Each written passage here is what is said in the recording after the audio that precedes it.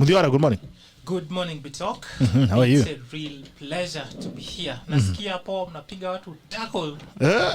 Mpaka ile kusisimka ya kimataifa inatokea. Watajua wajui. Lakini unajua ni town. Habari huwa inafika. Hicho ndo cha muhimu. Na nashukuru kwamba mmekuwa mnajikakamua kabisa. Watu wanasema nini huko nje? Huko nje, by the way, nafaa kufikisha salamu. Mimi nimetumwa tu na watu kwa ground. Wanasema wamekuwa wanapata equipment ya kufanya kazi, kuinua hustle zao. Lakini sasa kunanyesha, inafaa miavuli ndo ikuje. Huo ujumbe natumai utafika kwa ambao wanahusika. Sasa ambia hao direct, si mimi. Sio wewe. Bora ni kwamba tuko kwenye tako na ujumbe utafika. Ndio muhimu bana. Tuambie wewe ni nani aswa? MUTHIORA KARIARA ni Mkenya mzalendo.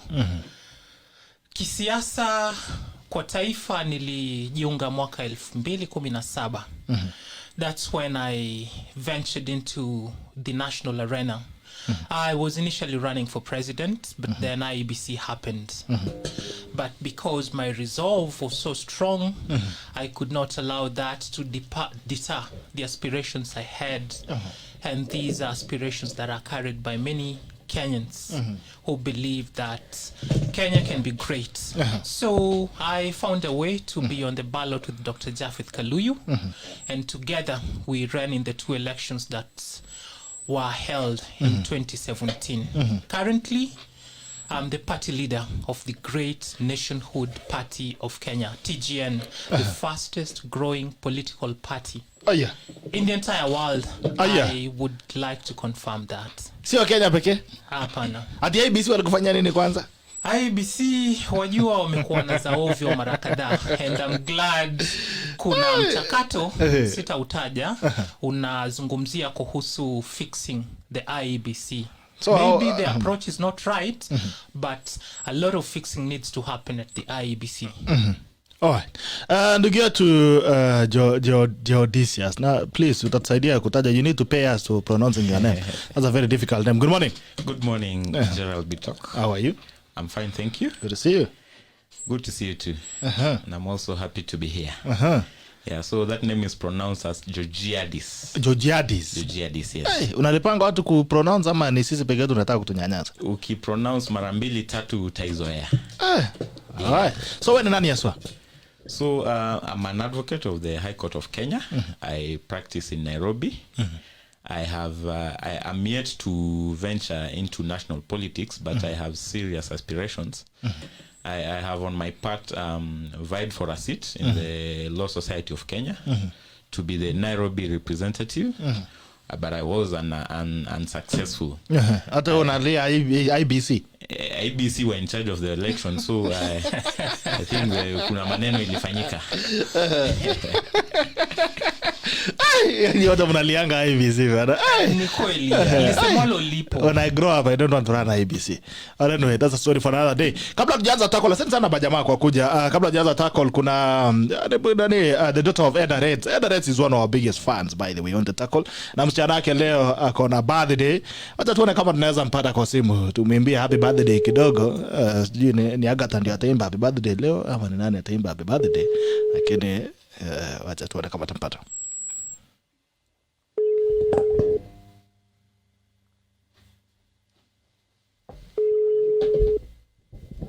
Unajua ukikaa tako likuwa fan hivi unaanza kupata special offers kama hizi. Watoto wako kuambia happy birthday nini uko unashare ndio unapata. Lakini kama hatumpati looks like they are not picking calls. But anyway, kuna birthday ya msichana anaitwa Nina. Kuna majina yako alikuwa anasema ni ngumu, lakini ni ngumu zaidi. Nina Yena Jemutai Reds. All right, happy birthday Nina Yena Jemutai Reds from your mom Eda Reds ambaye ni fan mkubwa wa the tackle. Happy birthday. Wish you a very happy birthday. Mungu akulinde na uweze kuwa mtu wa maana katika Kenya hii. Asante sana. Thank you so much. Happy birthday Jemutai Reds. Thank you so much for Eda Reds. Asante sana kwa kuwa fan wa the tackle. Na kila mtu ambaye anataka kupatanga offers kama hizi lazima ukae tackle wish na unapiga share kila saa. All right, tutaanza kazi direct. Na kuanza na video fulani hapa. I request you to have your headphones on so that you can hear what is going on. Mjue ni nini kwa video hii.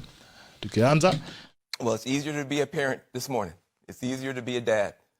It's easier to tell your kids Character matters. It matters. Well, it's easier to be a parent this morning. It's easier to be a dad. It's easier to tell your kids character matters. It matters. Telling the truth matters. Being a good person matters. And it's easier for a whole lot of people. If you're Muslim in this country, you don't have to worry if the president doesn't want you here. If you're an immigrant, you don't have to worry if the president's going to be happier to have babies snatched away or send dreamers back for no reason. This is vindication for a lot of people who have really suffered. You know, the I can't breathe. You know, that wasn't just George Floyd. That was a lot of people that felt that they couldn't breathe. Every day you're waking up and you're getting these tweets and you just don't know, and you're going to the store and people who have been afraid to show their racism are getting nastier and nastier to you, and you're worried about your kids and you're worried about your sister. And can she just go to Walmart and get back into her car without somebody saying something to her? And you spent so much of your life energy just trying to hold it together. And this is a big deal for us just to be able to get some peace and have a chance for a reset. And the character of the country matters. And being a good man matters. You know, I just want my sons to look at this. Look at this. You know, it's easy to do it the cheap way and get away with stuff, but it comes back around. It comes back around. And this is a good day for this country. I'm sorry for the people who lost. For them, it's not a good day. But for a whole lot of people, it's a good day.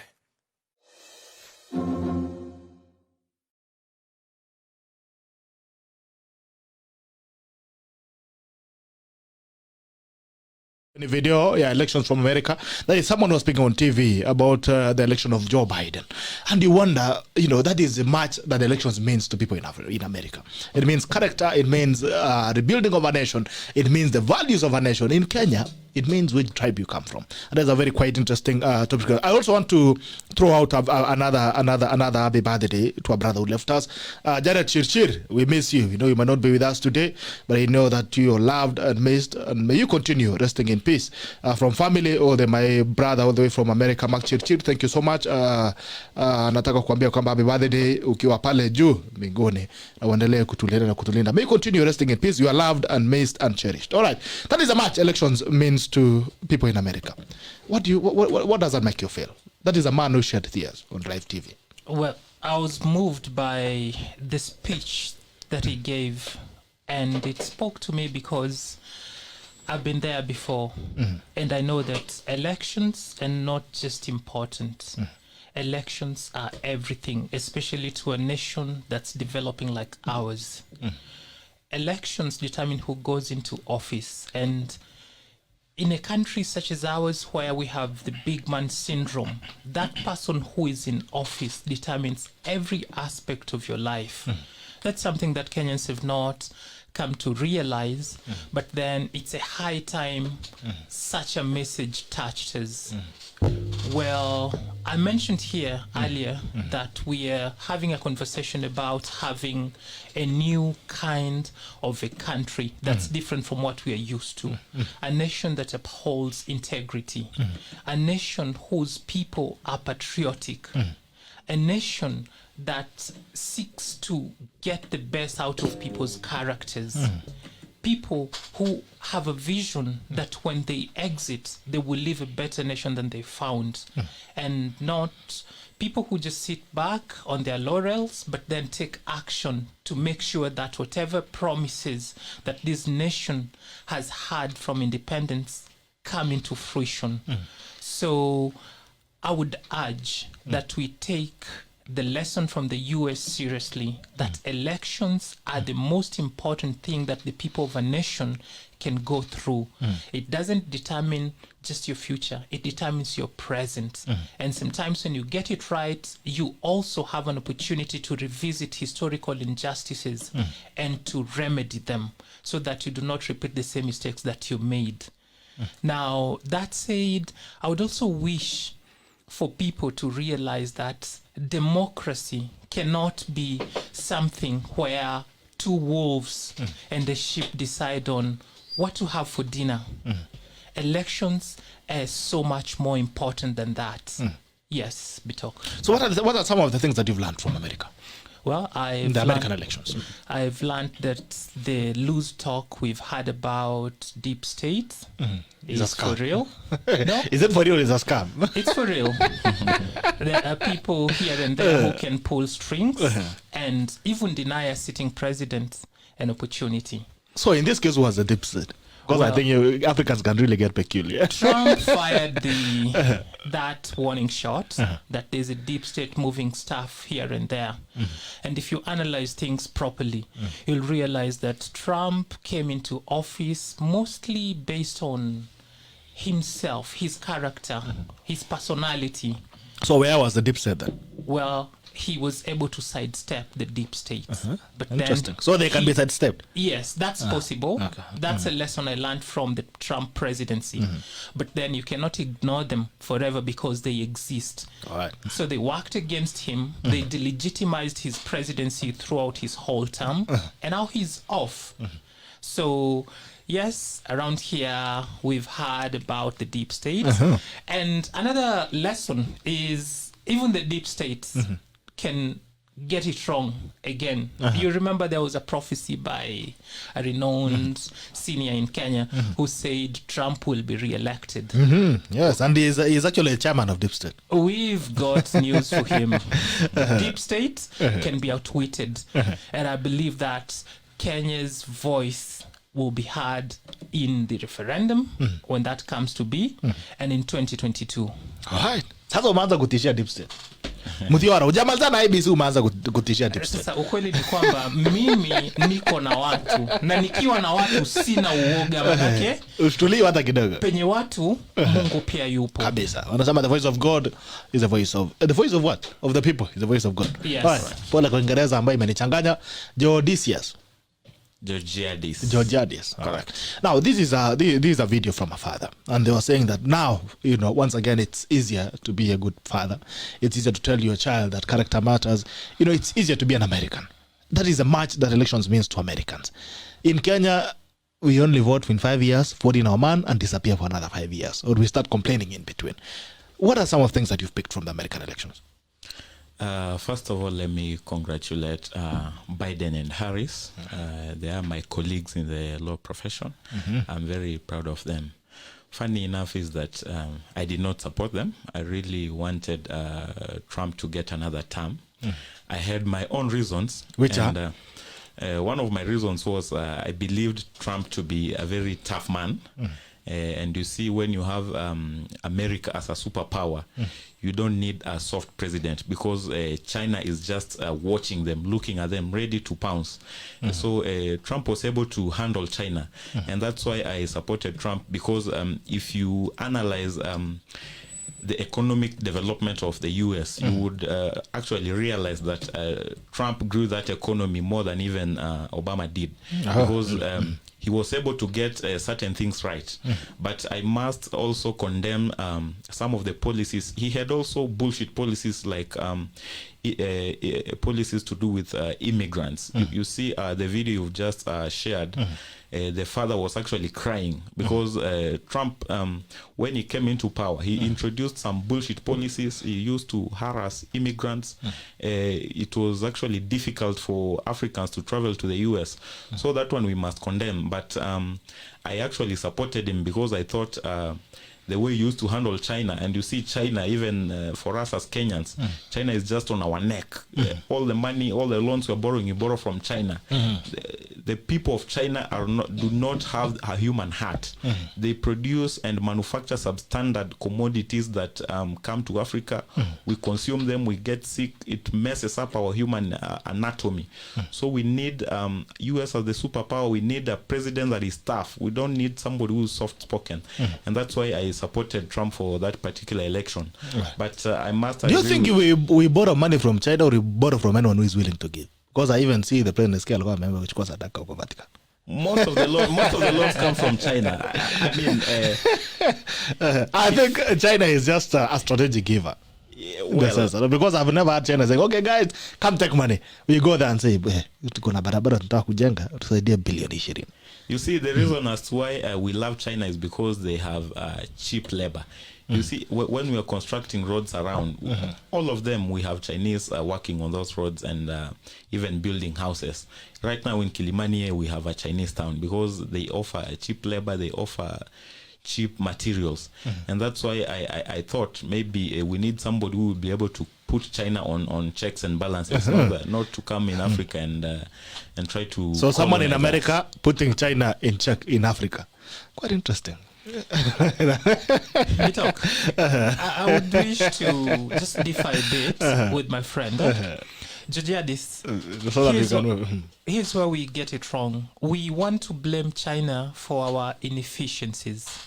China, like any other state, is looking out for the interests of its people. What we lack are leaders who look out for our own interest. So when China has money to give because the return makes sense for them, it's our leaders who should do their due diligence and ensure that they are getting the best out of the deal. We should stop blaming China and lay that blame squarely where it belongs, which is on our leaders. And unfortunately, it's us, the people, who put these leaders into office. Talk about products from China. The best products, by the way, some are made in China. Take, for instance, the phone, the iPhone. It's one of the best phones in the world. Where is it made? China. Yes.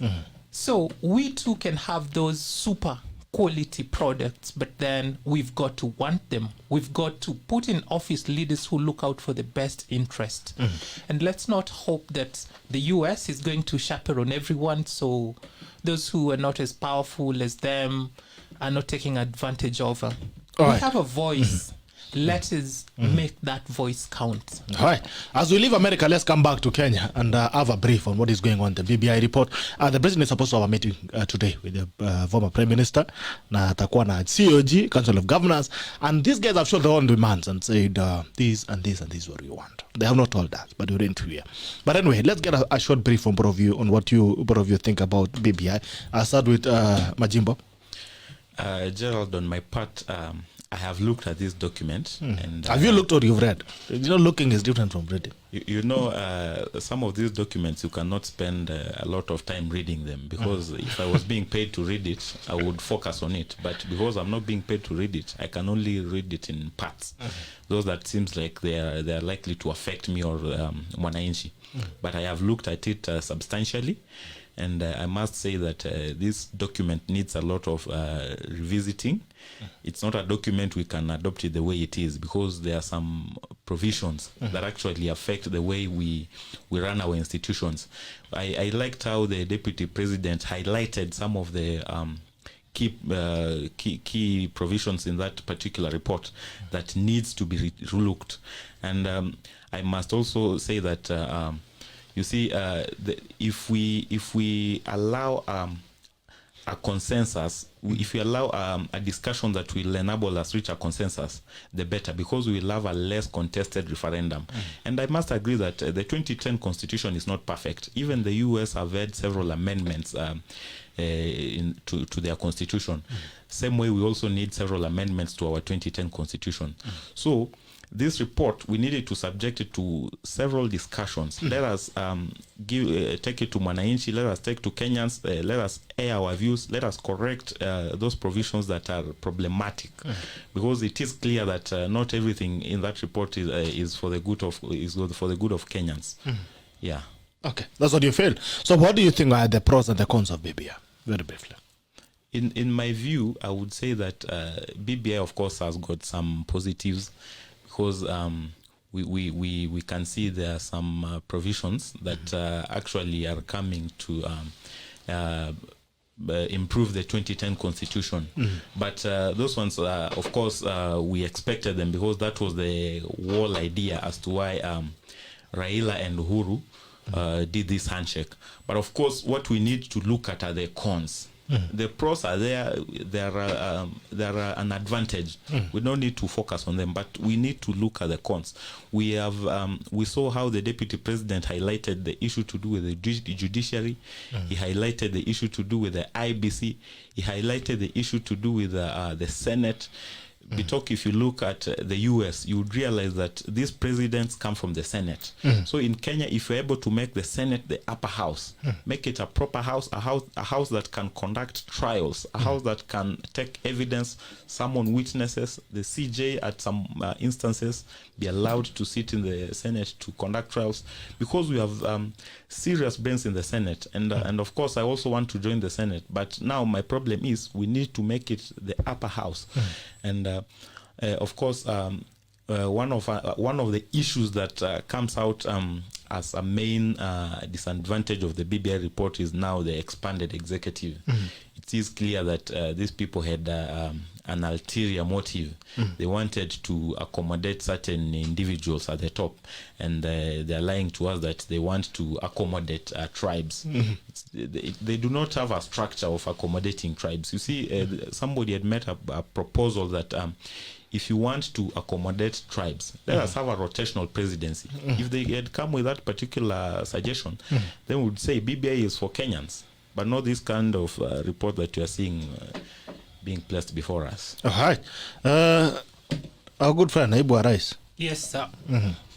Bitok, I'm very happy when I'm in a panel with a young person who is very sober like Georgiadis here. Thank you. The truth of the matter is, people support these documents during the day, but when they go back home in their closed spaces, they criticize it because it has lots of faults. And by the way, I should have started by asking you, which BBI? Kuna wengine, mi najua moja hii iko hapa kwa meza. Well, I know there is a very senior Kenyan who was part of that task force or committee who has claimed that the document that was given to Kenyans, the one that should be BBI 2, does not represent their work. Yes. Some people went, locked themselves up and edited stuff. So which document are we talking about? I'm referring to BBI 2, which they have brought to us and told us now this is a BBI. Yes. So, ile ingine walisema haikuwa BBI mzuri, sasa wameleta ingine. Sasa hapa tunahitaji kwanza kabisa we deal with the credibility issues of these documents. That cannot be ignored. Now, kama kuna ukora umefanyika, then it's not worth the paper it's written on. Because ukora ndo umesababisha Kenya iwe ambapo iko leo hii. Usually, violence erupts because elections are not seen to be free, credible, and fair. That's usually the trigger. We have the underlying issues, which is what this document should have sorted out. But if the document itself tayari ina ukora kiasi flani, then nothing based on it can be purported to address the core issues that causes to go into conflict every time we have an election. Now, that said, kuna watu wanarushia wengine mawe unnecessarily, and they say you had a chance to present your views. That window closed, so you cannot say anything to us right now. Mimi, kutokana na experience yangu, I've been elbowed out of situations before, mara kadhaa. So history ya BBI nilijua lazima tujipange. So with a number of youth groups Kitu umesoma and organizations nimeipitia. Umesoma? Okay, nimepitia, nikapitia tena. Unanipata? Ile natafuta ni nini hasa tunaweza tukabadili ili mambo yawe safi. So from wewe kupitia, what do you think is right and wrong with BBI? Okay, mwanzo kabisa, acha nimalize tu hii point alafu nije hapo. Nilipenyeza idea zangu na hawa wenzangu, and we made views, and some of those views were captured. Okay, you submitted your views to BBI? Yes. Wow, amazing. Through a number of organizations. Zikawa captured. Zingine haziko. But sasa saizi unaambiwa kama huku present hauna haki ya kucriticize. Shut up and eat your tomatoes. That should not be the case. We have a voice, whether before or after. It should be listened to. Now, I'll tell you, this document has dangled some carrots, especially to the young people. Mambo na help, bapo sawa, ile tax holiday, safi. Lakini it did not address, first and foremost, issue ya kuleta Kenya pamoja.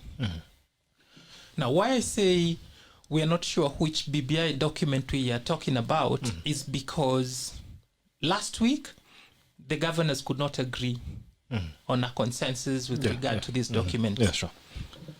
Now, the other group that was in Naivasha, when they came out, their statement included an editing of the proposals in the BBI.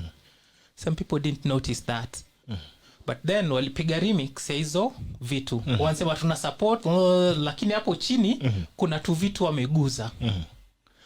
Now, like for instance, let me just say something. There is the 5% that's supposed to go to the ward development. The proposal, according to the BBI, should be based on the revenue that a county raises. But then what came out of Naivasha was it will be based on the shareable revenue. Now you see, the language there is different. So now there's a bit of ambiguity whether hii shareable revenue itakuwa nile inatoka kwa national government, itakuwa nile counties zimechukua. Now, that aside, the governors will come up with their own proposal. And I can assure you, by the time we are done with this conversation, there will be some very bad things in this document, including removal of term limits, either for the governors or even for the presidents. So we are about to have an eternal president. Well, we're going to have a real shake-up. That much I can tell you, judging by the way things are. Yes, so right now I'll say, and we are doing this every other day, tunachambua hii document. And people are bold. They are getting components of it and asking questions. And that's what I want us to keep doing. Because eventually, a question will be posed. And we should have a response. But then the referendum, when it comes, I can assure you it will not be based on this document solely. It's going to be something totally different. So it's immaterial to ask me if I support it or I oppose it, because this document will not be on the referendum. You believe this document kuna ingine itatokea miezi bila BBI3? Ukweli ni kwamba hata hatujakaribia swali la referendum. Let them implement what's good for us.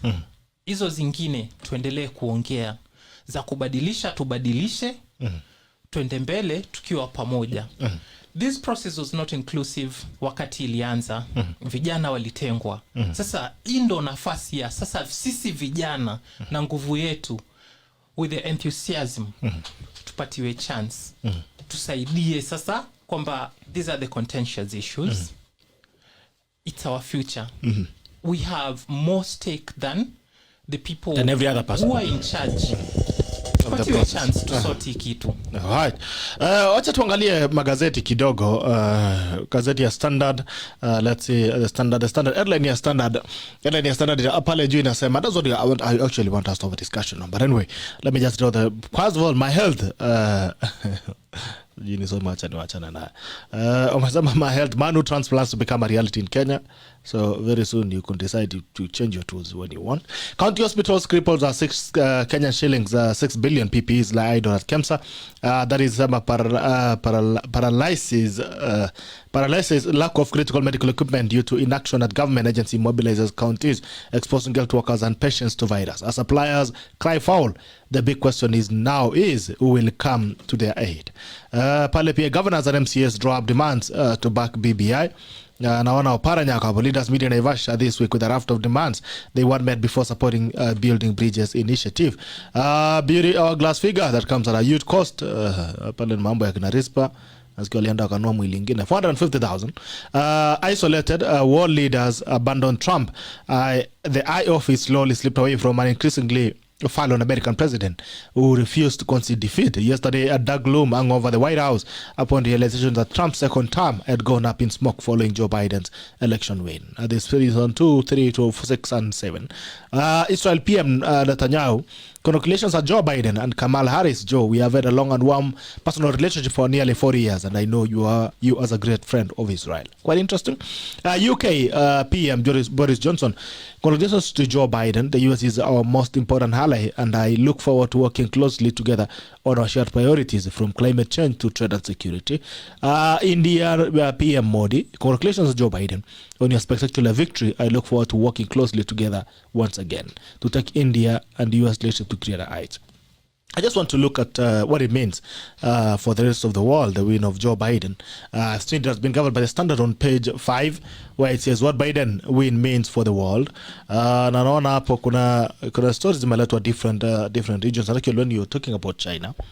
Turns up after days of uncertainty, Joe Biden has won the U.S. presidential elections, BBC projection show.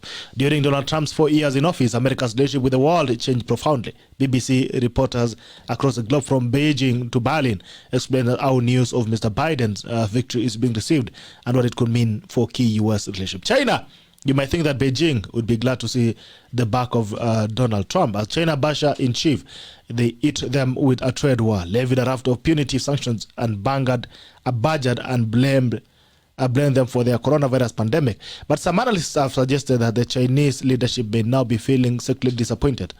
Not because they have any lasting fondness to Mr. Trump, but because another 4 years of him in the White House held out the tantalizing prospect of a bigger prize. Divisive at home, isolated abroad. Mr. Trump seemed to Beijing the very embodiment of the long-anticipated and opt for decline in U.S. power. It was a message rammed home by the country's Communist Party controlled TV news bulletins. China might have, of course, tried to find an advantage on Joe Biden's willingness to seek cooperation on big issues of climate change. Very interesting.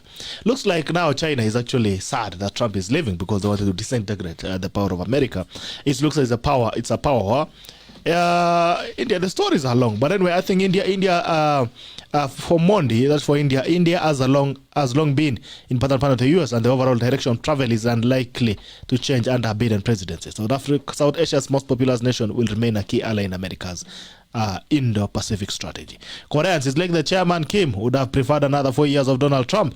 The leaders unprecedented meeting and follow-ups made for incredible for the history books, but very little substance was signed. All right, United Kingdom, they won't be seen as a natural allies.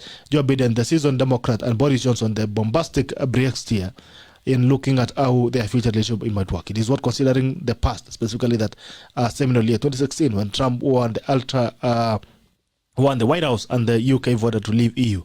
Both Joe Biden and his boss at the time, Barack Obama, made no secret they preferred another outcome on Brexit.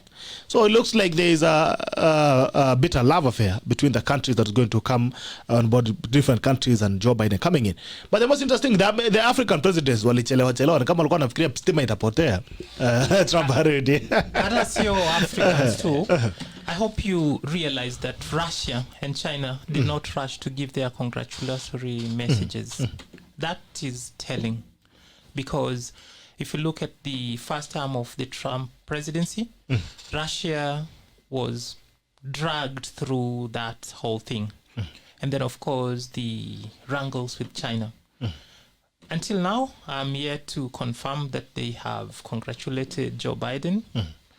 But then Africans, well, I think we were just happy that for once, whatever we've been doing in Africa had a chance to play out in the US. A lot of times fingers have been pointed to us that we cannot be tidy about our democracy. But for a couple of days, and I think it's going to continue, the US has showed that, yeah, democracy may not be so perfect. If we need to listen and carry everyone's voice on board, well, we should accept the imperfections. Sometimes there'll be a leader whose personality almost supersedes that of the institutions. And that should not be allowed to be, like we've seen in the US. So I guess Africans just wanted this to play a bit longer so that next time when they get it wrong, like we often do, will not be chastised as quickly as it happens. All right.